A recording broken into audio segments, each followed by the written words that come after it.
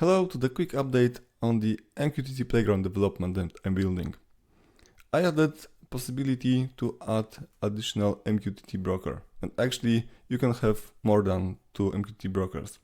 So the idea is that we can have one device that is connected to this broker and maybe 3 devices that will connect to this MQTT broker. That will allow us to create multi-broker architectures, multi-broker designs, or maybe you would like to have this area to represent one location, let's say one factory, and this area to represent additional location and additional factory, and maybe we would like to have yet another MQTT broker somewhere at the end of that. The MQTT broker functionality, the multi-broker functionality, is not yet implemented. This is just the beginning.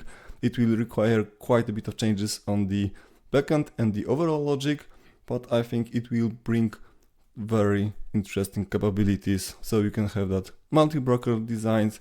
You can experiment with having multiple brokers. In the future, I will add multiple types of MQTT brokers and endpoints. So the whole thing is getting more and more complete. Please share in comments, how would you leverage the multi-broker setup? What would be the design that you would like to implement this way? And share any feedback that will help me with the development of this solution. Till next time.